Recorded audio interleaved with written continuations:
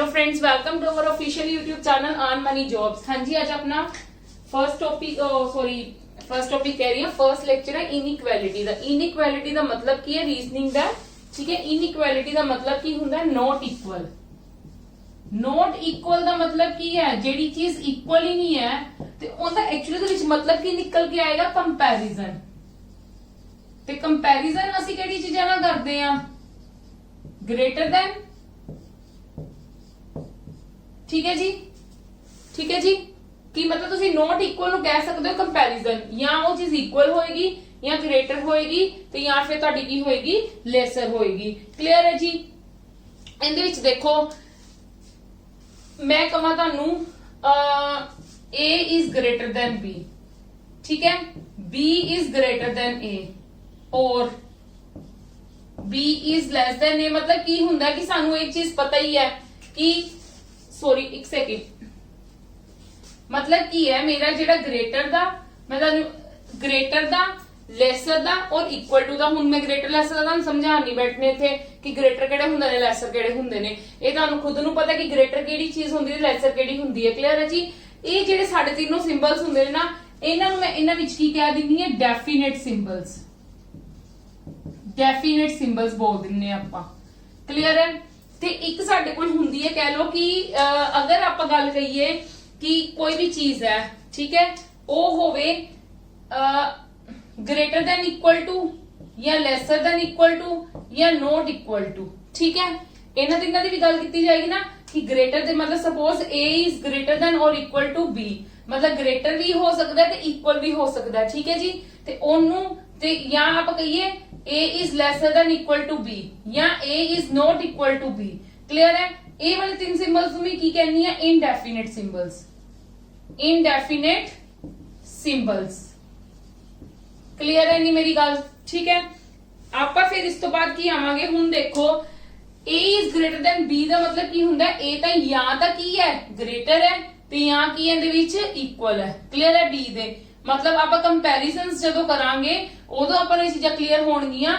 ਪਰ ਜਿਹੜੇ ਸਾਡੇ ਕੋਲ ਡਾਇਰੈਕਟਲੀ ਸਾਈਨ ਹੈ, ਡਾਇਰੈਕਟਲੀ ਸਾਈਨ मतलब ग्रेटर देन इक्वल टू और sorry greater than lesser then और इक्वल टू, ਇਹ ਸਾਡੇ ਕੋਲ ਇੱਕ ਡੈਫੀਨਿਟ ਸਿੰਬਲਸ ਹੈ। ਤੇ ਆਪਾਂ ਆਹ ਵਾਲੇ ਜਿਹੜੇ ਸਾਡੇ ਕੋਲ greater than equal to, lesser than equal to, not equal to, ਇਹ ਇਨਡੈਫੀਨਿਟ ਸਿੰਬਲਸ ਹੈ। ਇੰਨੀ ਗੱਲ ਕਲੀਅਰ ਹੋ ਗਈ ਹੈ। ਹੁਣ ਨੈਕਸਟ ਚੀਜ਼ ਤੇ ਆਓ, ਤੁਹਾਨੂੰ ਜ਼ਿਆਦਾ ਚੀਜ਼ਾਂ ਨੂੰ ਮੈਂ ਕਲੀਅਰ ਕਰਦੀ ਹਾਂ, ਫਿਰ ਤੁਹਾਨੂੰ ਜ਼ਿਆਦਾ ਚੀਜ਼ ਕਲੀਅਰ ਹੋਏਗੀ। ਉਸ ਤੋਂ ਬਾਅਦ ਆਪਾਂ ਕੁਐਸਚਨਸ ਜਦੋਂ ਕਰਾਂਗੇ ਉਦੋਂ ਤੁਹਾਨੂੰ ਹੋਰ ਚੀਜ਼ਾਂ ਕਲੀਅਰ ਹੋਣਗੀਆਂ, ਠੀਕ ਹੈ। ਆਪਾਂ ਇੱਕ ਸਾਇਲੋਜਿਜ਼ਮ ਵਾਲਾ ਚੈਪਟਰ ਕੀਤਾ ਸੀ, ਇੱਕ ਇਨਇਕੁਐਲਿਟੀ ਦਾ ਕੀਤਾ ਸੀਗਾ, ਠੀਕ ਹੈ। ਸਾਇਲੋਜਿਜ਼ਮ ਵਾਲੇ ਚੈਪਟਰ ਦੇ ਵਿੱਚ ਕੀ ਸੀਗਾ, ਉਹਦੇ ਵਿੱਚ ਆਪਾਂ ਕਰਦੇ ਸੀਗੇ एलिमेंट्स ਦਾ ਕੀ ਕਰਦੇ ਸੀਗੇ, ਜਜਮੈਂਟ ਕਰਦੇ ਸੀ ਨਾ, ਐਲੀਮੈਂਟਸ ਦੀ ਗੱਲ ਕਰਦੇ ਸੀ ਉਹਦੇ ਵਿੱਚ, ਠੀਕ ਹੈ। ਕਿ ਸਮ ਆਰ मतलब some are tables, few are tables, whatever, ਇਦਾਂ ਦੀ ਗੱਲ ਕੀਤੀ ਸੀਗੀ। ਇਹਨਾਂ ਵਿੱਚ ਅਸੀਂ ਐਲੀਮੈਂਟਸ ਦੀ ਹੀ ਗੱਲ ਕਰਨੀ ਹੈ, मतलब A B ਦੀ ਗੱਲ ਕਰਨੀ ਹੈ, ਕੋਈ ਹੋਰ ਐਲੀਮੈਂਟਸ ਹੋਣਗੇ ਉਹਨਾਂ ਦੀ ਗੱਲ ਕਰਨੀ ਹੈ। ਪਰ ਇਹਨਾਂ ਵਿੱਚ ਉਹਨਾਂ ਐਲੀਮੈਂਟਸ ਦਾ ਕੀ ਕਰਦੇ ਆ, ਕੰਪੈਰੀਜ਼ਨ ਕਰਦੇ ਆ। ਕਲੀਅਰ ਹੈ। ਇੰਨੀ ਗੱਲ ਕਲੀਅਰ ਹੈ ਕਿ ਉਹਨਾਂ ਵਿੱਚ ਕੀ ਕਰਦੇ ਸੀਗੇ ਤੇ ਇਹਨਾਂ ਵਿੱਚ ਕੀ ਕਰਨਾ ਹੈ, ਅਸੀਂ एलिमेंट्स विच की करना है, कंपैरिजन करना है। कितना कंपैरिजन करना है ये मैं तुहानू हुण नेक्स्ट च समझानी आ कि इन्हां विच किद्दां चीज़ां नूं आपां यूज करना है।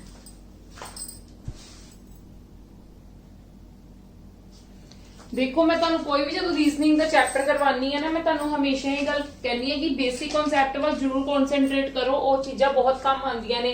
जिहड़े इनइक्वैलिटी दे क्वेश्चंस हुंदे ने ना, ਉਹ ਸਾਡੇ ਤੁਸੀਂ ਕਹਿ ਲਓ ਜੇ ਤੁਹਾਨੂੰ ਬੇਸਿਕ ਕਨਸੈਪਟ ਸਮਝ ਆ ਗਿਆ ਨਾ, ਉਹ ਤੁਹਾਡੇ ਵਿਦਿਨ 2 to 3 ਸੈਕਿੰਡਸ ਦੇ ਵਿੱਚ ਕੰਪਲੀਟ ਹੋਣ ਵਾਲੇ ਨੇ, ਜ਼ਿਆਦਾ ਟਾਈਮ ਨਹੀਂ ਲੈਣ ਵਾਲੇ ਹੈਗੇਗੇ, ਠੀਕ ਹੈ।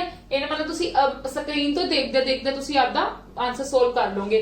ਪਰ मतलब you just have to मतलब clear this concept, ठीक है। चलो हाँ जी, देखो मैं ਤੁਹਾਨੂੰ ਇੱਕ ਸ਼ਾਰਟਕਟਸ ਟਾਈਪ ਹੀ ਚੀਜ਼ਾਂ ਦੱਸਣ ਲੱਗੀ ਹੈ, ਜਿਹਨੂੰ ਤੁਹਾਡੀ ਲੈਂਗੁਏਜ ਵਿੱਚ ਸ਼ਾਰਟਕਟ ਕਹਿੰਦੇ, ਬਟ ਵੈਸੇ ਲੌਜੀਕ ਹੈ।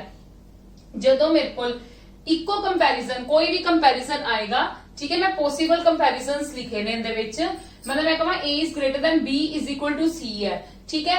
ते जदों मेरे कोल की होएगा, जदों भी मेरे कोल कोई भी चीज भावें ਉਹ ਸਿੰਬਲ ਹੋਵੇ ਡੈਫੀਨਿਟ, ਭਾਵੇਂ ਹੋਵੇ ਇਨਡੈਫੀਨਿਟ, ਭਾਵੇਂ ਕੋਈ ਵੀ ਸਿੰਬਲ ਇਕੁਅਲ ਟੂ ਨਾਲ ਆ ਗਿਆ ਨਾ, ਹਮੇਸ਼ਾ ਪ੍ਰਾਇੋਰਟੀ ਕਿੰਦੀ ਹੁੰਦੀ ਹੈ, ਉਹ ਸਿੰਬਲ ਦੀ ਪ੍ਰਾਇੋਰਟੀ ਹੁੰਦੀ ਹੈ। ਇਕੁਅਲ ਟੂ ਦੀ ਕੋਈ ਵੈਲਿਊ ਨਹੀਂ ਹੁੰਦੀ in front of that symbols, ठीक है जी। भावें वो इनडेफिनिट सिंबल्स होन, भावें वो डेफिनिट सिंबल्स होन, ਤੇ ਇਕੁਅਲ ਟੂ ਦੀ ਕੋਈ ਵੀ ਵੈਲਿਊ ਨਹੀਂ ਹੁੰਦੀ, ਹਮੇਸ਼ਾ ਆਂਸਰ ਕੀ ਹੋ ਜਾਏਗਾ greater than is equal to। Clear है? मतलब ਇਹਨਾਂ ਦੋਨਾਂ ਵਿੱਚ ਮੇਰੇ ਕੋਲ ਇੱਕ greater than ਸੀਗਾ, ਇੱਕ equal to ਸੀਗਾ, ਠੀਕ ਹੈ। ਤੇ ਮਤਲਬ ਮੈਂ equal to ਨੂੰ ਦੇਖਣਾ ਹੀ ਨਹੀਂ, ਮੈਂ ਦੇਖਣਾ ਹੈ ਬਸ ਮੇਰਾ ਆਂਸਰ ਕੀ ਹੋਏਗਾ a is greater than c। Clear है जी? ਇਹਦੇ ਵਿੱਚੋਂ ਹੁਣ ਕੀ ਹੈ, ਹੁਣ ਜੇ ਮੈਂ ਇਹਦੇ ਵਿੱਚੋਂ ਫਾਈਂਡ ਆਊਟ ਕਰਨਾ ਹੋਏਗਾ ਮਤਲਬ a is greater than c ਦਾ ਮਤਲਬ ਕੀ ਹੈ, ਮੈਂ ਇੱਥੇ p is greater than c ਵੀ ਬੋਲ ਸਕਦੀ। ਕਲੀਅਰ ਹੈ? ਮਤਲਬ ਕੁਝ ਇਦਾਂ ਦੀ ਗੱਲ ਆਪਾਂ ਕਵਾਂਗੇ। ਕਲੀਅਰ ਹੈ ਜੀ? ਹਾਂਜੀ ਹੁਣ ਮੈਂ ਇਹਦੇ ਵਿੱਚੋਂ ਦੇਖਣਾ ਹੈ, ਮੇਰੇ ਕੋਲ equal to ਹੈ ਤੇ ਲੈਸਰ ਹੈ, ਤੇ ਮੇਰਾ ਕਿੰਦੀ ਪ੍ਰਾਇੋਰਟੀ ਹੋਏਗੀ, ਇਕੁਅਲ ਟੂ ਨੂੰ ਮੈਂ ਵੇਖਣਾ ਹੀ ਨਹੀਂ, a is less than c। Clear ਹੈ ਜੀ? ਕਲੀਅਰ ਹੈ ਇੰਨੀ ਗੱਲ? ਹਾਂਜੀ ਹੁਣ ਇਹਦੇ ਵਿੱਚ a is greater than ਔਰ equal to, ਇਹਨੂੰ ਕੀ ਕਹਿੰਦੇ greater than equal to, ਭਾਵੇਂ ਇਹ ਇਨਡੈਫੀਨਿਟ ਸਿੰਬਲ ਹੈ ਪਰ ਇਹ ਕਿੰਦੇ ਨਾਲ ਆ ਗਿਆ, equal to ਨਾਲ ਆ ਗਿਆ। equal to ਦੀ ਕੋਈ ਵੈਲਿਊ ਨਹੀਂ ਹੁੰਦੀ, ਇਸ ਕਰਕੇ ਮੇਰੇ ਕੋਲ ਆਨਸਰ ਚ ਕੀ ਆ ਜਾਏਗਾ, a is greater than equal to c। Clear ਹੈ ਜੀ? ਕਲੀਅਰ ਹੈ? ਕਲੀਅਰ ਹੈ ਮੇਰੀ ਗੱਲ? ਇੰਦਾ ਹੀ ਇਹਦੇ ਵਿੱਚ ਹੈ ਕਿ a equal to ਦੀ ਕੋਈ ਵੈਲਿਊ ਨਹੀਂ ਹੁੰਦੀਗੀ ਤੇ ਮੇਰੇ ਕੋਲ ਕੀ ਆ ਜਾਏਗਾ, a is less than equal to c। Clear ਹੈ? yes or no?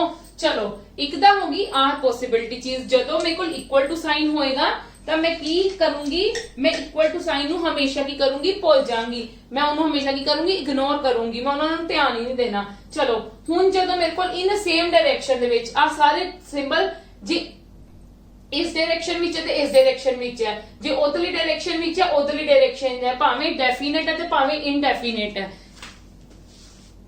ਤੇ ਉਦੋਂ ਸਾਡੇ ਕੋਲ ਕੰਪੈਰੀਜ਼ਨ ਕਿੱਦਾਂ ਹੋਏਗਾ, ਦੇਖੋ ਜਦੋਂ ਸਾਡੇ ਕੋਲ ਇੱਕ ਸਿੰਬਲ ਡੈਫੀਨਿਟ ਹੋਏਗਾ, ਇਹਦੇ ਵਿੱਚ ਤਾਂ ਤੁਹਾਨੂੰ ਪਤਾ ਲੱਗ ਗਿਆ ਇਹ ਦੋਨੋਂ ਡੈਫੀਨਿਟ ਹੈ, ਤੇ ਤੁਹਾਡੇ ਕੋਲ ਇਹਦਾ ਕੰਪੈਰੀਜ਼ਨ ਕੀ ਆ ਜਾਏਗਾ, a is greater than c।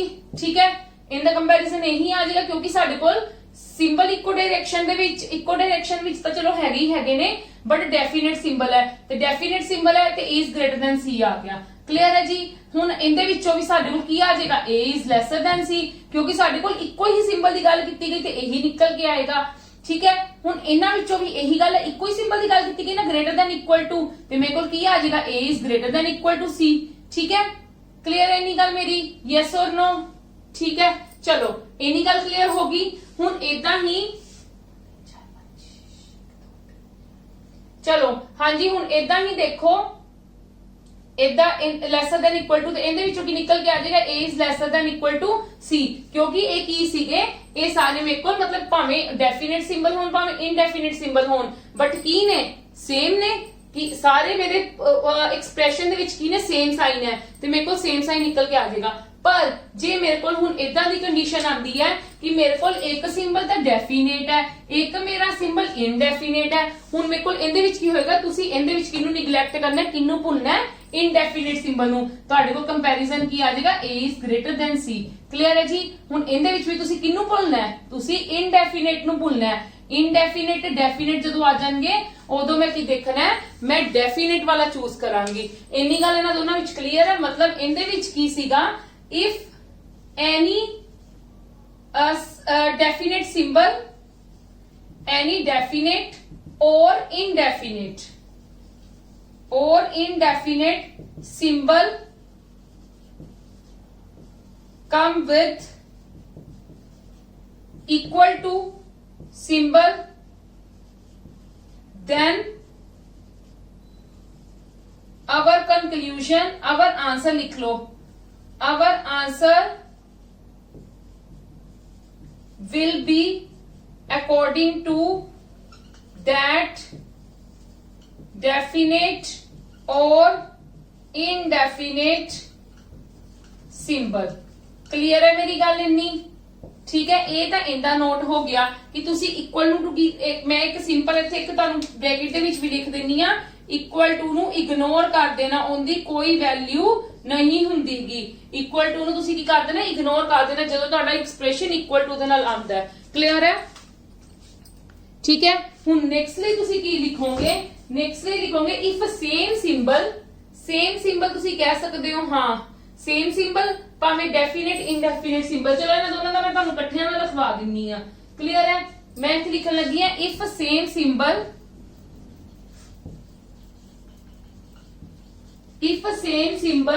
with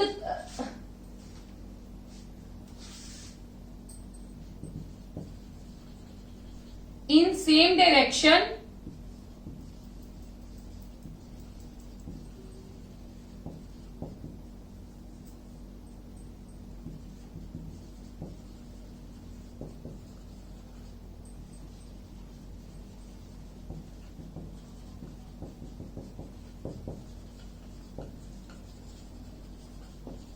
हाँ जी, if same symbol in same direction will कम।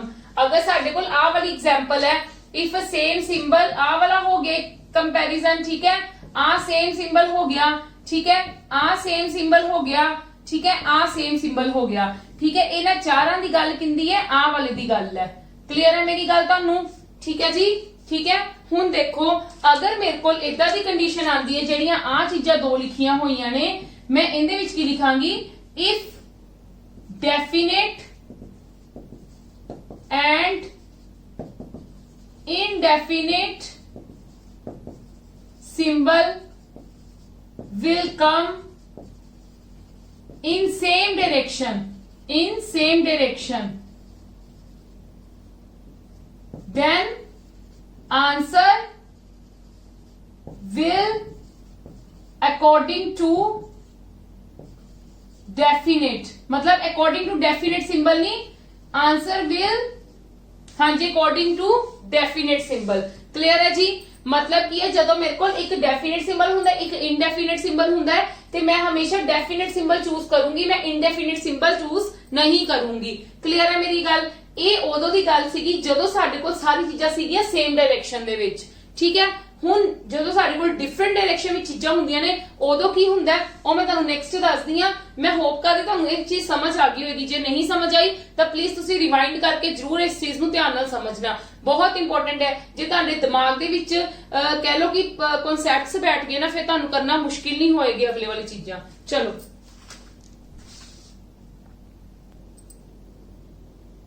हाँ जी, हुण इस देखो, जदों मेरे कोल इदां दे कंपैरिजन आ जान कि डिफरेंट डायरेक्शन दे विच है, ठीक है, A is greater than B, B is less than C, ते तुसीं दस सकदे हो इहदे सी दे विच रिलेशन की है। जदों आई ऑपोजिट चीज गई है, ठीक है, उदों की होएगा, इन्हां दोनां दे विच की होएगा, नो रिलेशन, ठीक है, कोई भी रिलेशन नहीं होएगा।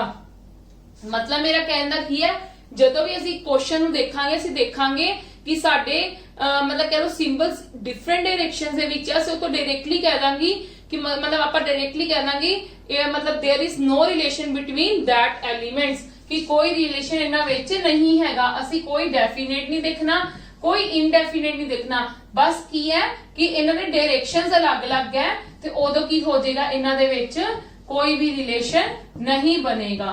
क्लियर है? कोई भी रिलेशन नहीं बनेगा। मतलब इत्थे की है, if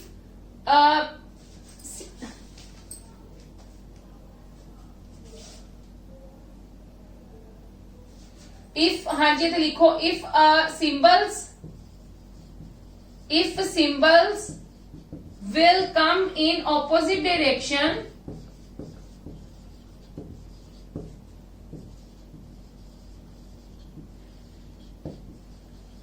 then there is no relation between that elements, कि मतलब अगर साडे सिंबल्स अलग-अलग डायरेक्शन दे विच आ जांदे ने, ऑपोजिट डायरेक्शन दे विच आ जांदे हैं, ते उन्हां विच कोई भी रिलेशन नहीं बनेगा। क्लियर है मेरी गल? यस और नो?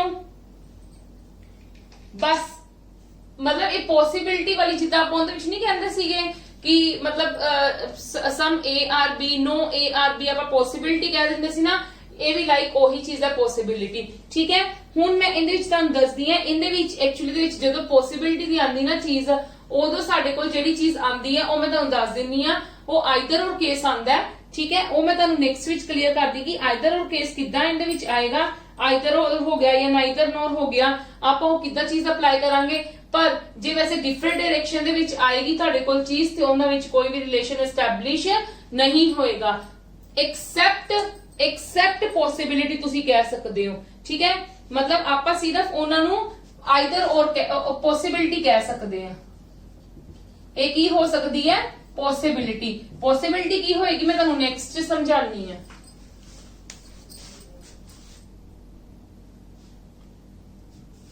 हाँ जी, हुण प्लीज ध्यान नाल समझना, ये चीज बस ध्यान नाल समझना। देखो आ तां है ऑपोजिट डायरेक्शन दे विच, मैं तुहानूं हुणे पहला कह के हटी हां कि जदों साडे कोल ऑपोजिट डायरेक्शन विच चीजां आ जांदियां ने, ते दैट मीन साडे कोल की हो जांदा, always keep this thing in your mind कि साडा देयर मतलब विल बी नो रिलेशन।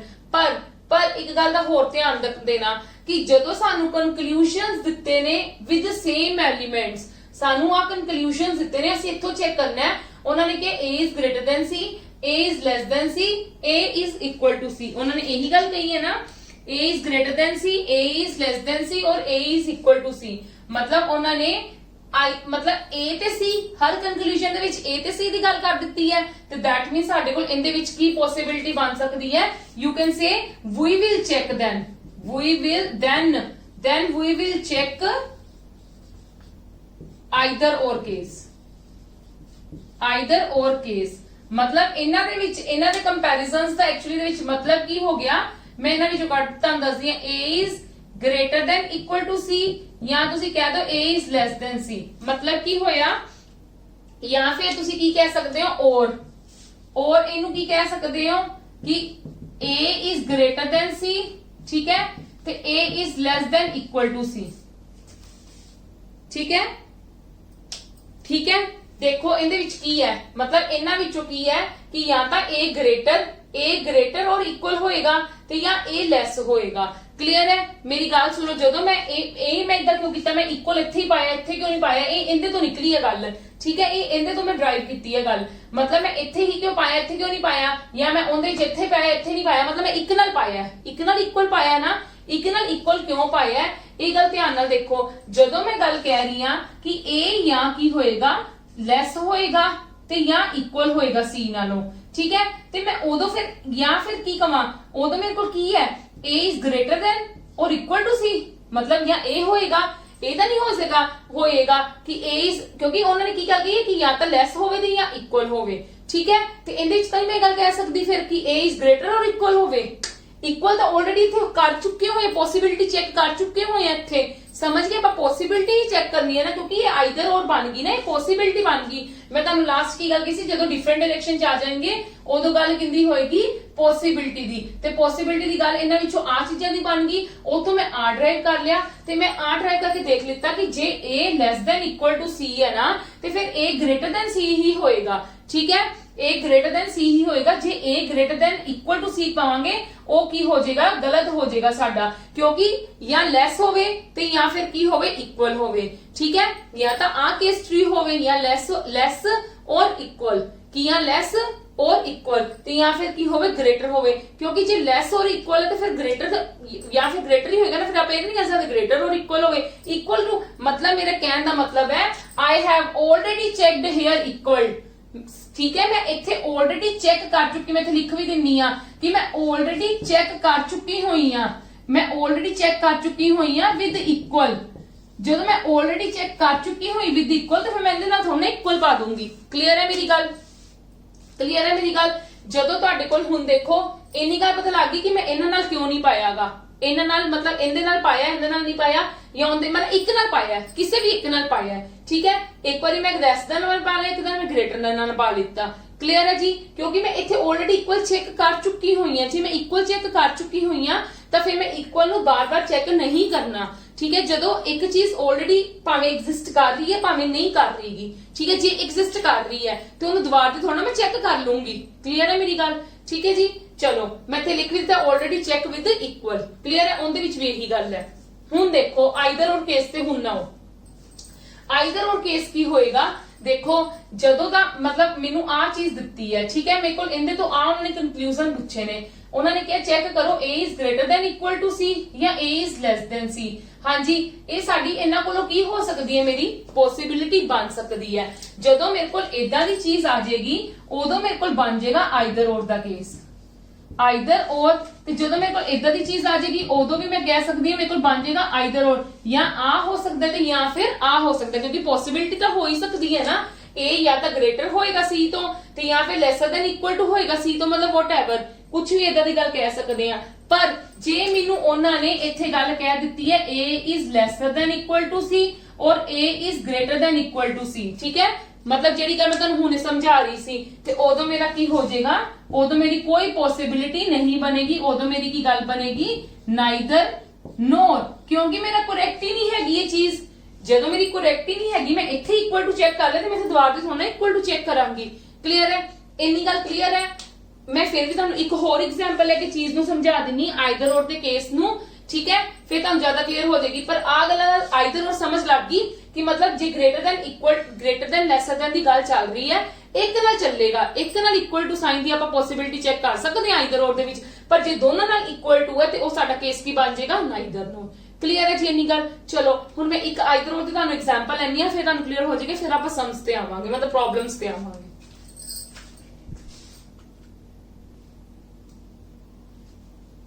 हाँ जी, एक एग्जांपल ली सी मैं तुहानू डिफरेंट डायरेक्शन दी, हुण एक एग्जांपल मैं लै लित्ती है तुहाडे कोल सेम डायरेक्शंस दी, ठीक है।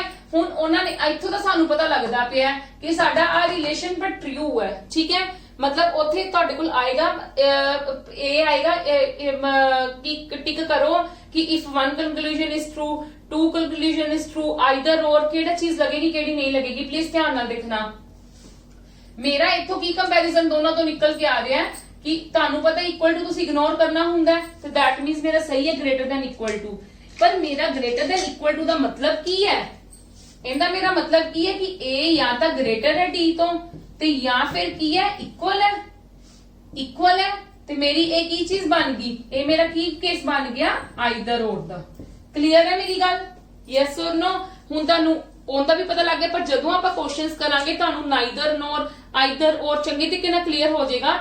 अगर साडे कोल डिफरेंट डायरेक्शन दे विच आंदी चीज सेम डायरेक्शन दे विच तां तुहानू कोई प्रॉब्लम ही नहीं आएगी, तुहानू डायरेक्टली पता लग जाएगी जिद्दां आ पता लग गई गल, ठीक है जी। पर जे तुहाडे कोल आंदी है डिफरेंट डायरेक्शन दे विच, फिर तुहानू थोड़ी दिक्कत होएगी आइदर और नू जज करन दे लई, पर जदों तुसीं प्रैक्टिस करोगे तुहानू चीजां क्लियर हो जाणगीਆਂ। ਇਹ मैं तुहानू दुआरे दस दिन्नी आ मैं चेक किया, मैं तुहानू हुणे पहला कंपैरिजन दे विच गल कही सी, जदों मेरे को कोई चीज दा इक्वल टू नाल साइन क्लियर आ जाएगा, मतलब चेक करना आ जाएगा, मैं इक्वल टू नू इग्नोर कर देना है, इक्वल टू नू मैं देखना ही नहीं, उहदी कोई वैल्यू ही नहीं हैगी, तो दैट मींस मेरे को ग्रेटर देन इक्वल टू आएगा, ग्रेटर देन इक्वल टू आ गया अंदर तो, ते इहदे च भी यही गल होई, मैं इक्वल टू नू इग्नोर कर, इत्थे भी ग्रेटर देन इक्वल टू, इत्थे भी ग्रेटर देन इक्वल टू, ते मेरे को ग्रेटर देन इक्वल टू आ गया। पर मेरा ग्रेटर देन इक्वल टू का मतलब की है कि ए या तो ग्रेटर है ते या की है इक्वल, ठीक है, आइदर और, ते दैट मींस मेरा इहदे विच की लगेगा आइदर और दा केस लगेगा। हुण मैं तुहानू इत्थे पॉइंट्स लिख दिन्नी आ कि जदों भी आइदर और केस लगेगा उदों तुहाडे कोल किहड़ी-किहड़ी कंडीशंस होणियां जरूरी है फॉर योर फ्यूचर यूज, कि तुहानू फ्यूचर दे विच काम आ जावे, तुहानू भुल्ले ना कि आइदर और मैम ने तां बोलिया सी पर मैम ने मैं लिखिया नहीं, मैं तुहानू लिख भी दिन्नी आ कि अगर आइदर और केस किथे-किथे अप्लाई तुहाडा हो सकदा है, ठीक है जी।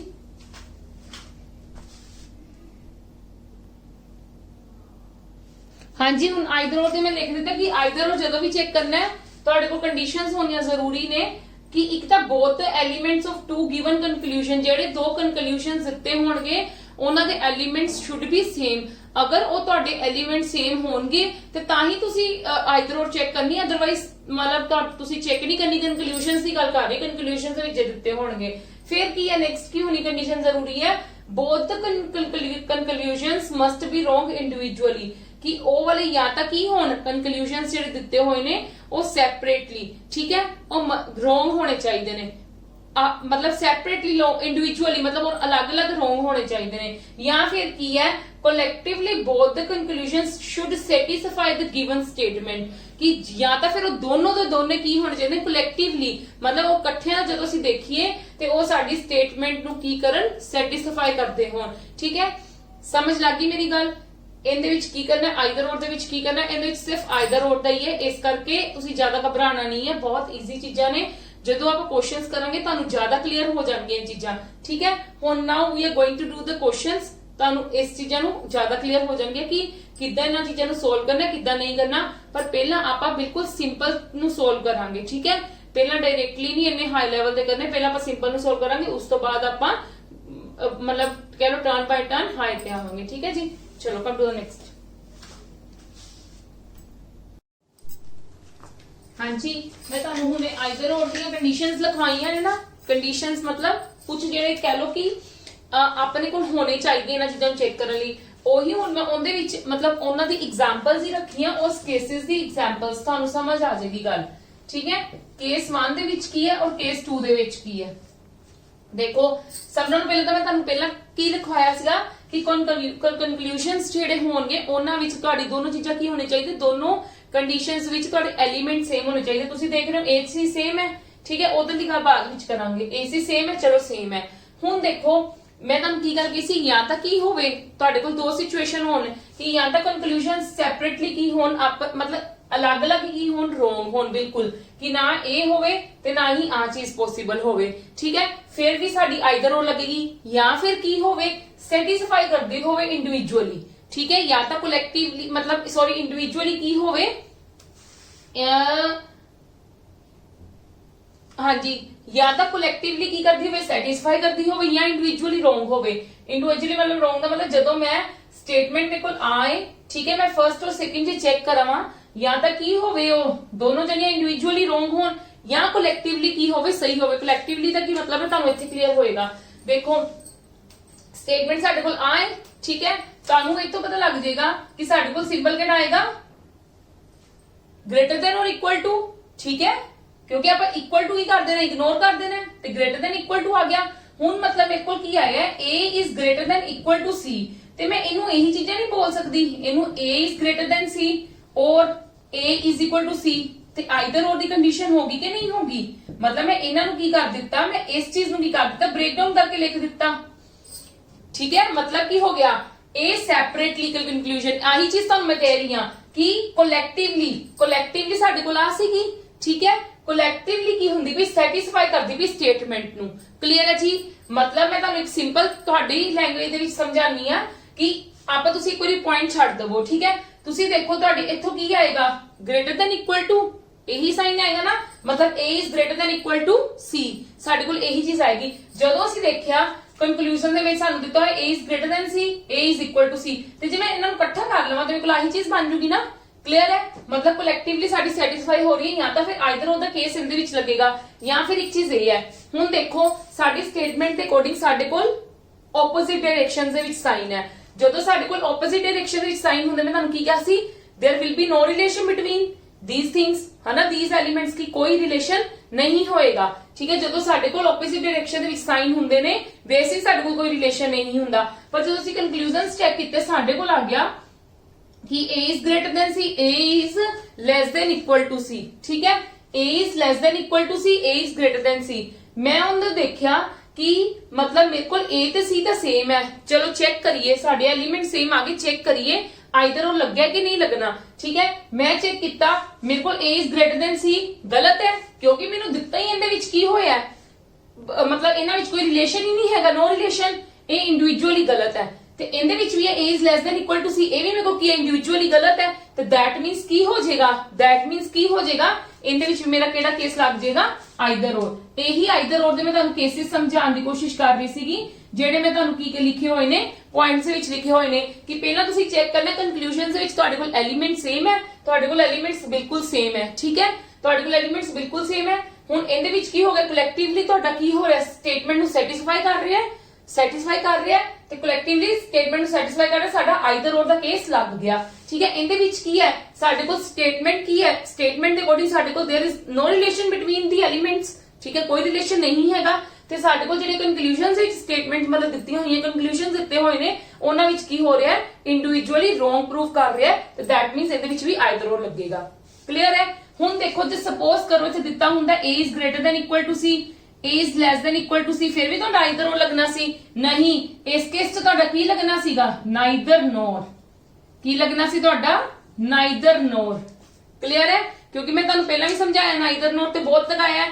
ਜੇ ਕਿਸੇ ਨੂੰ ਫਿਰ ਵੀ ਡਾਊਟ ਹੈ ਨਾਈਦਰ ਨੋਰ ਤੋਂ, ਤੇ ਰਿਵਾਈਂਡ ਕਰਕੇ ਤੁਸੀਂ ਵੀਡੀਓ ਦੇਖ ਸਕਦੇ ਹੋ, ਨਾਈਦਰ ਨੋਰ ਦਾ ਮੈਂ ਤੁਹਾਨੂੰ ਕਲੀਅਰ ਕਰ ਚੁੱਕੀ ਹਾਂ। ਜਦੋਂ ਆਪਾਂ ਇੱਥੇ ਕਹਿ ਦਿੱਤਾ, ਇੱਕ ਵਾਰ ਚ ਕਹਿ ਦਿੱਤਾ ਕਿ a is greater than equal to c ਹੈ, ਠੀਕ ਹੈ, a is greater than equal to c ਹੈ, ਤੇ ਅਗਲੇ ਦੇ ਵਿੱਚ ਫਿਰ ਥੋੜਾ ਇਕੁਅਲ ਨੂੰ ਕਹਿ ਦਾਂਗੇ। ਇੱਥੇ ਕਹਿ ਹੀ ਦਿੱਤਾ a ਇਜ਼ ਗ੍ਰੇਟਰ ਮਤਲਬ ਇਕੁਅਲ ਹੈਗਾ c ਦੇ, ਤੇ ਇੱਥੇ ਥੋੜਾ ਦੁਬਾਰਾ ਦੀ ਕਹਿ ਦੇਵਾਂਗੇ। ਠੀਕ ਹੈ ਜੀ, ਤੇ ਦੈਟ ਮੀਨਸ ਅਗਰ ਨਹੀਂ ਵੀ ਕਿਸੇ ਨੂੰ ਹਲੇ ਵੀ ਕਲੀਅਰ ਹੈਗਾ ਨਾਈਦਰ ਨੋ, ਤੇ ਤੁਸੀਂ ਰਿਵਾਈਂਡ ਕਰਕੇ ਦੇਖ ਸਕਦੇ ਹੋ। ਇੱਕ ਹੋਰ ਆਈਦਰ ਔਰ ਦੀ ਕੰਡੀਸ਼ਨ, ਮਤਲਬ ਕੰਡੀਸ਼ਨ ਨਹੀਂ ਹੈ, ਹੋਣਗੀ ਹੀ ਚੀਜ਼ਾਂ, ਇੱਕ ਹੋਰ ਚ ਕਹਿ ਸਕਦੇ ਆਪਾਂ ਆਈਦਰ ਲੱਗ ਸਕਦਾ ਹੈ। ਟੀਚਰਸ ਮੈਕਸਿਮਮ ਕਹਿਣਗੇ, ਤੁਹਾਨੂੰ 99% ਕਹਿਣਗੇ ਕਿ ਜਦੋਂ ਵੀ ਕੰਕਲੂਜਨ ਦੇ ਵਿੱਚ a ਤੇ c ਤੁਹਾਡੇ ਐਲੀਮੈਂਟ ਸੇਮ ਆ ਗਏ, ਤੇ ਤੁਹਾਡੇ ਕੋਲ ਕੀ ਹੋਏਗਾ, ਆਈਦਰ ਔਰ ਉੱਥੇ ਲੱਗੇਗਾ ਹੀ ਲੱਗੇਗਾ, ਤੁਸੀਂ ਉਹਨੂੰ ਦੇਖ ਕੇ ਆਈਦਰ ਔਰ ਕਹਿ ਦੇਣਾ। ਮੈਨੂੰ ਨਹੀਂ ਪਤਾ ਅਗਰ ਮਤਲਬ ਕਿੱਦਾਂ, ਕਿਸ ਹਿਸਾਬ ਨਾਲ ਤੁਸੀਂ ਕੀਤਾ, ਕਿਸ ਹਿਸਾਬ ਨਾਲ ਨਹੀਂ ਕੀਤਾ, ਬਟ ਅਕੋਰਡਿੰਗ ਟੂ ਮੀ, ਮਤਲਬ ਮੈਂ ਤੁਹਾਨੂੰ ਬਿਲਕੁਲ ਇਸ ਚੀਜ਼ ਨੂੰ ਐਕਸਪਲੇਨ ਕਰ ਦਿੱਤਾ ਹੈ ਕਿ ਆਈਦਰ ਔਰ ਦੀ ਕੰਡੀਸ਼ਨ ਚੈੱਕ ਕਰਨੀ ਜ਼ਰੂਰੀ ਹੈ। ਇਹ ਨਹੀਂ ਹੈ ਜਿੱਥੇ ਸਾਡੇ ਕੋਲ ਐਲੀਮੈਂਟ ਸੇਮ ਆਏ ਤੇ ਅਸੀਂ ਉੱਥੇ ਕੀ ਲਗਾ ਦਿੱਤਾ ਆਈਦਰ ਔਰ। ਹੁਣ ਜੇ ਸਾਡੇ ਕੋਲ ਇਦਾਂ ਦੀ ਕੰਡੀਸ਼ਨ ਆ ਗਈ ਤੁਸੀਂ ਆਈਦਰ ਔਰ ਲਗਾ ਸਕਦੇ ਹੋ? ਬਿਲਕੁਲ ਵੀ ਨਹੀਂ ਲਗਾ ਸਕਦੇ, ਕਿਉਂਕਿ ਅਸੀਂ ਇੱਥੇ ਕਹਿ ਚੁੱਕੇ ਹਾਂ ਇਸ ਗ੍ਰੇਟਰ ਦੈਨ ਹੈ, ਗ੍ਰੇਟਰ ਦੈਨ ਇਕੁਅਲ ਟੂ ਵੀ ਹੈ, ਤੇ ਫਿਰ ਇੱਥੇ ਵੀ ਦੁਬਾਰਾ ਥੋੜਾ ਕਹਾਂਗੇ ਲੈਸ ਤੇ ਇਕੁਅਲ ਵੀ ਹੈ, ਠੀਕ ਹੈ, ਕਿਉਂਕਿ ਇਕੁਅਲ ਤਾਂ ਅਸੀਂ ਆਲਰੇਡੀ ਕਹਿ ਚੁੱਕੇ ਹਾਂ। क्लियर है जी? तो that means you have to check either or, ठीक है। ये नहीं है सेम एलिमेंट्स कंक्लूजन च वेके डायरेक्ट ही कह दोगे आइदर और, ऐसा नहीं होएगा। क्लियर है? एक चीज होता हम दस दिए स्टेटमेंट मतलब as an example, this is also an example of either or case, ठीक है। उस तो बाद फिर आप क्वेश्चन आंसर्स करांगे।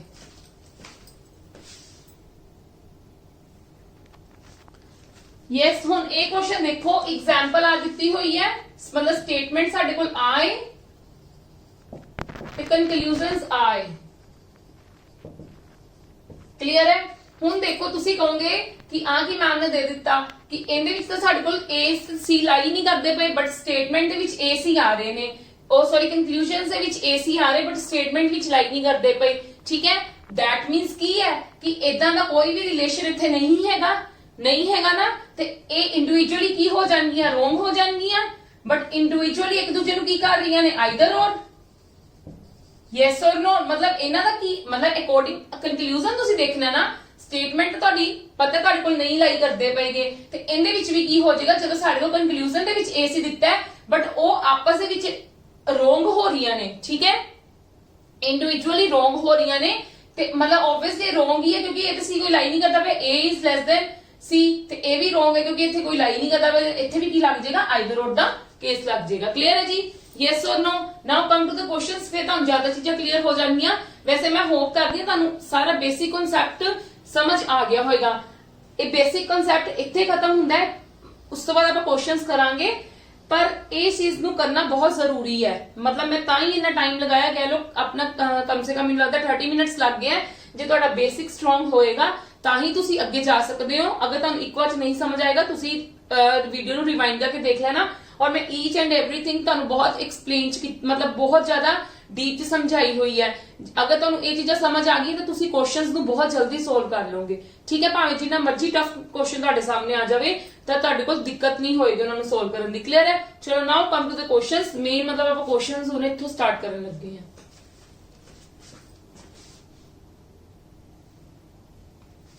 ਹਾਂਜੀ yes, come to the first question. ਦੇਖੋ ਇਹਦੇ ਵਿੱਚ ਆਪਾਂ ਹੁਣ ਕੀ ਕਰਾਂਗੇ, ਸਾਨੂੰ ਆ ਸਟੇਟਮੈਂਟਸ ਦਿੱਤੀਆਂ ਨੇ, 2 ਸਟੇਟਮੈਂਟਸ ਦਿੱਤੀਆਂ 1 ਐਂਡ 2, ਠੀਕ ਹੈ।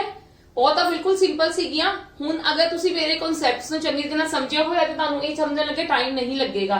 ਚਲੋ ਕੰਕਲੂਜਨਸ ਚੈੱਕ ਕਰੀਏ। ਪਹਿਲਾਂ ਫਰਸਟ ਵਾਲਾ ਚੈੱਕ ਕਰਦੇ ਹੋ, ਕਹਿੰਦੇ C is greater than Y, ਠੀਕ ਹੈ। C is greater than Y मतलब C इधर है Y उधर है, ठीक है। C इधर है Y उधर है, मतलब ਕੀ ਹੈ, ਸਾਨੂੰ ਕਨੈਕਟੀਵਿਟੀ ਦੇਖਣੀ ਪਏਗੀ। ਮਤਲਬ C ਨੂੰ ਅਸੀਂ U ਤੱਕ ਚੈੱਕ ਕਰਾਂਗੇ, ਫਿਰ ਤੇ U ਨੂੰ V ਤੱਕ ਚੈੱਕ ਕਰਾਂਗੇ। ਵੈਸੇ ਤਾਂ ਕੀ ਹੈ ਮੈਨੂੰ ਪਤਾ ਅੱਧੇ ਬੱਚੇ ਬਣਾਉਣ ਬੈਠਣਗੇ ਇੱਥੇ C is greater than A is less than equal to U, ਠੀਕ ਹੈ, ਫਿਰ U is greater than Y, ਇਦਾਂ ਬਣਾਉਣ ਬੈਠਣਗੇ। ਆਪਾਂ ਬਣਾਉਣਾ ਨਹੀਂ ਹੈ, ਠੀਕ ਹੈ, ਆਪਾਂ ਬਣਾਉਣਾ ਨਹੀਂ ਹੈ। ਆਪਾਂ ਡਾਇਰੈਕਟ ਕੀ ਕਰਨਾ ਹੈ, ਆਪਾਂ ਕਿੱਥੋਂ ਹੁਣ ਕੀ ਕਰਨਾ, ਕਿਉਂਕਿ ਆਪਣੇ ਬੇਸ ਬਹੁਤ ਸਟਰੋਂਗ ਹੋ ਗਿਆ, ਕਿਉਂਕਿ ਆਪਾਂ ਬੇਸਿਕ ਬੜੇ ਚੰਗੀ ਤਰ੍ਹਾਂ ਸਮਝਿਆ, ਫਿਰ ਆਪਾਂ ਕਦੋਂ ਬਣਾਈਏ ਨਾ।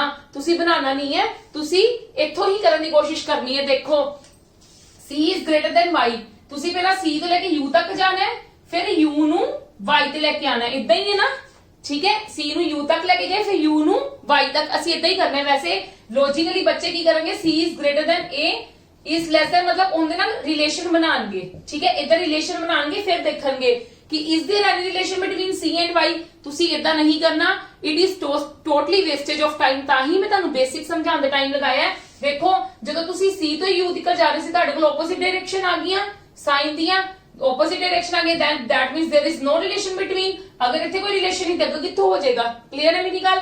चलो come to the next, बस तुसी इत्थे छाड़ देना है। ਜਦੋਂ ਤੁਸੀਂ ਵੇਖਿਆ ਸਾਈਨ ਹੀ opposite ਜਾ ਰਹੇ ਨੇ, ਜਦੋਂ ਤੁਸੀਂ C ਤੋਂ U ਤੱਕ ਜਾ ਰਹੇ ਹੋ, ਸਾਈਨ ਹੀ ਸਾਡੇ opposite direction ਜਾ ਰਹੇ, ਸਾਡਾ ਡਾਇਰੈਕਟਲੀ ਹੀ ਗਲਤ ਹੋ ਜਾਏਗਾ, ਅਸੀਂ Y ਤੱਕ ਚੈੱਕ ਹੀ ਨਹੀਂ ਕਰਾਂਗੇ। ਕਲੀਅਰ ਹੈ? ਚਲੋ come to the next, y is less than equal to q, मतलब ਹੁਣ ਆਪਾਂ ਕਿੱਥੇ ਜਾਣਾ ਹੈ, ਮੈਂ ਇੱਕ ਮਿੰਟ ਸੇ ਦੂਜਾ ਮਾਰਕਰ ਫੜਾ। ਹਾਂਜੀ ਹੁਣ ਆਪਾਂ ਕਿੱਥੋਂ ਤੱਕ ਜਾਣਾ ਹੈ, y ਤੇ q ਦਾ ਰਿਲੇਸ਼ਨ ਚੈੱਕ ਕਰਨਾ ਹੈ। मतलब ਹੁਣ ਅਸੀਂ y ਤੋਂ u ਫਿਰ u ਤੋਂ q, ठीक है। ਜਦੋਂ ਅਸੀਂ ਸੌਰੀ w ਤੋਂ u ਤੱਕ ਗਏ, ठीक है, ਅਸੀਂ ਫਿਰ ਚੈੱਕ ਕੀਤਾ, ਸਾਡੇ ਕੋਲ ਇੱਥੇ ਸਾਈਨ ਦੀ ਕੀ ਹੋਗੀ, ਇੱਧਰ ਤਾਂ ਇੱਧਰ ਸੀਗੇ ਸਾਈਨ, ਆਪੋਜ਼ਿਟ ਡਾਇਰੈਕਸ਼ਨ ਚ ਹੋ ਗਿਆ, ਕਿਉਂਕਿ ਪਹਿਲਾਂ ਅਸੀਂ y ਤੋਂ u तक जाना सी, फिर u तो q तक जाना सी, फिर साडा y मेरे मुंह चों निकल गया, w तो u तक जाना सी, फिर u तो q तक जाना सी, क्योंकि w तो लेके q तक साडे को कोई डायरेक्टली रिलेशन नहीं सीगा, इंटरमीडिएटर कौन सीगा, u सीगा, ठीक है। फिर असि u तो बनाना सी, मैनूं पता जे अद्धे बच्चे इदां बनान बैठणगे, y is greater than equal to c is greater than a is less than equal to u is less than equal to q, इदां बना के फिर रिलेशन चेक करांगे। नहीं, तुसी डायरेक्टली इथों ही करना है, ठीक है। तुसी स्क्रीन तो क्वेश्चन देख के ही आंसर मतलब करना है कि y तो u गई, मैं देख लिता मेरे को इत्थे ऑपोजिट डायरेक्शन दे विच आ रही है, आ दोनों सेम डायरेक्शन दा विच opposite direction, that means directly गलत हो गया, तो साडा आंसर की हो जाएगा, if neither conclusion 1 no 2 follows then our answer will be D। Clear है? yes or no? इदां दी ही आप एग्जांपल होर करदे आ, ਤੁਹਾਡਾ ਸਾਰਾ ਦਾ ਸਾਰਾ डाउट क्लियर हो जाएगा। क्लियर है how to solve this thing, ठीक है। Come to the next.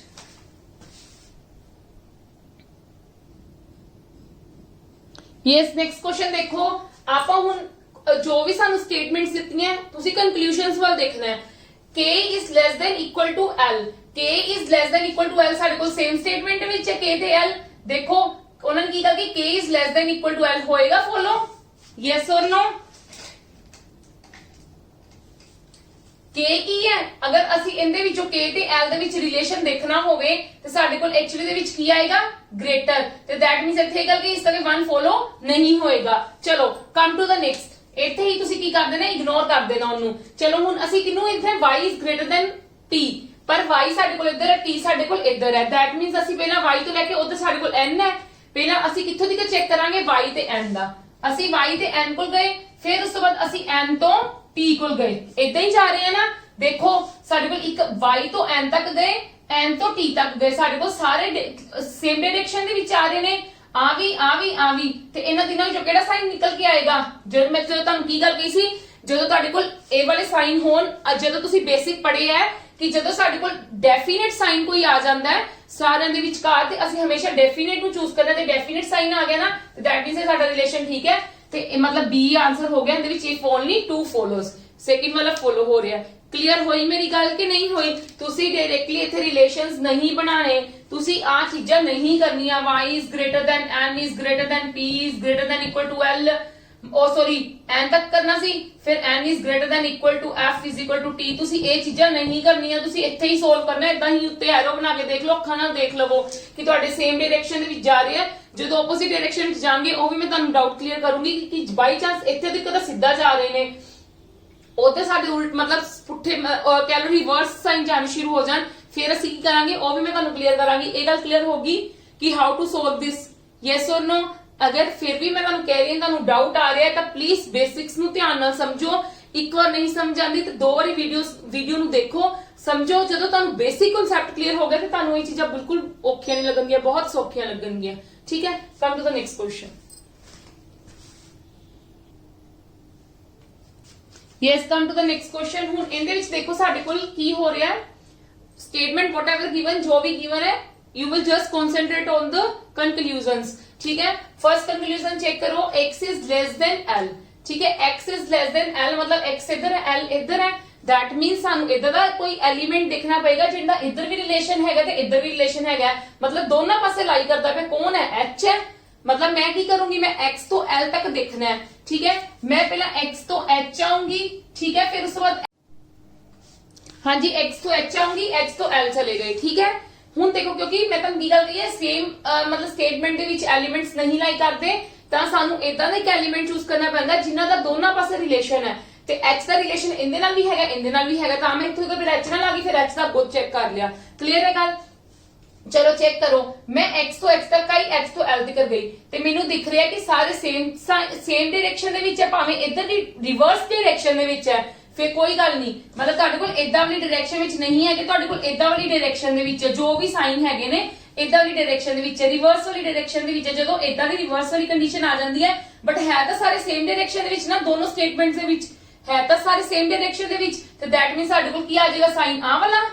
ठीक है, क्योंकि आप डेफिनेट जो तुहाडा डेफिनेट ते इनडेफिनेट साइन हुंदा है, फिर कांसेप्ट विच तुहानू दस्सिया सी उदों सी डेफिनेट साइन करना है, दैट मींस साडे कोल रिजल्ट की हो जाएगा, मतलब l is greater then x, साडे कोल आ हो जाएगा l is greater then x। पर देखो जदों तुसी कंक्लूजन की चेक करना है x is less then n, ਤੁਹਾਡੇ ਕੋਲ ਗ੍ਰੇਟਰ ਦੈਨ ਹੈ ਤੇ ਤੁਸੀਂ ਕੀ ਕਰ ਲਓ, ਇਹਨੂੰ ਮਤਲਬ ਕਹਿ ਲਓ ਰਿਵਰਸ ਕਰ ਲੈਣਾ ਤੁਸੀਂ ਇਹਨੂੰ। ਕਲੀਅਰ ਹੈ ਮੇਰੀ ਗੱਲ? ਤੁਸੀਂ ਜੇ ਉੱਥੇ ਰਿਵਰਸ ਵਿੱਚ ਚੈੱਕ ਕਰ ਰਹੇ ਹੋ, ਇਹਨੂੰ ਵੀ ਰਿਵਰਸ ਕਰ ਲਓ। ਜੇ ਤੁਸੀਂ ਰਿਵਰਸ ਨਹੀਂ ਕਰਨਾ ਤਾਂ ਤੁਸੀਂ ਇੰਨੀ ਕੁ ਚੀਜ਼ ਇੱਥੇ ਬਣਾ ਲਵੋ ਤੇ ਚੈੱਕ ਕਰ ਲਓ ਕਿ L ਸਾਡਾ ਗ੍ਰੇਟਰ x ਨਾਲੋਂ, ਤੇ ਇਹੀ ਗੱਲ ਹੀ ਕਹੀ ਤੇ ਸਾਡਾ ਕੰਕਲੂਜਨ ਕੀ ਹੈ, ਟਰੂ ਹੈ। ਠੀਕ ਹੈ ਮੇਰੀ ਗੱਲ ਸਮਝ ਕੇ? ਜਾਂ ਤਾਂ ਤੁਸੀਂ ਕੀ ਕਰੋ, ਤੁਸੀਂ ਚੈੱਕ ਕਰਕੇ ਜੋ ਤੁਹਾਡੇ ਕੋਲ ਸਾਈਨ ਆਂਦਾ ਪਿਆ ਉਹ ਸਾਈਨ ਨੂੰ ਉਲਟਾ ਕਰ ਦਿਓ, ਸਿੰਪਲ, ਕੁਝ ਨਹੀਂ ਕਰਨਾ। ਜੋ ਤੁਹਾਡੇ ਕੋਲ ਸਾਈਨ ਬਾਹਰ ਨਿਕਲ ਕੇ ਆ ਰਿਹਾ ਨਾ, ਤੁਹਾਡੇ ਕੋਲ ਕਿਹੜਾ ਸਾਈਨ ਬਾਹਰ ਨਿਕਲ ਕੇ ਆ ਰਿਹਾ ਹੈ, ਗ੍ਰੇਟਰ ਦੈਨ ਆ ਰਿਹਾ ਹੈ। ਮੈਨੂੰ ਪਤਾ ਲੱਗ ਗਿਆ ਮੇਰੇ ਕੋਲ ਗ੍ਰੇਟਰ ਦੈਨ ਆ ਰਿਹਾ, ਮੈਂ ਕੁਝ ਨਹੀਂ ਕਰਨਾ, ਮੈਂ ਕਹਿੰਦਾ ਮੈਂ ਲੈਸ ਦੈਨ ਨਾਲ ਵੇਖਣਾ ਹੈ ਕਿ ਮੇਰੇ ਕੋਲ ਆਨਸਰ ਵਾਲਾ ਲੈਸ ਦੈਨ ਹੈ ਤੇ ਮੇਰੇ ਕੋਲ ਲੈਸ ਦੈਨ ਹੈ, ਮੇਰਾ ਕੰਕਲੂਜਨ ਠੀਕ ਹੈ। ਜਾਂ ਤਾਂ ਐਵੇਂ ਕਰ ਲਓ, ਜਾਂ ਕੀ ਕਰ ਲਓ,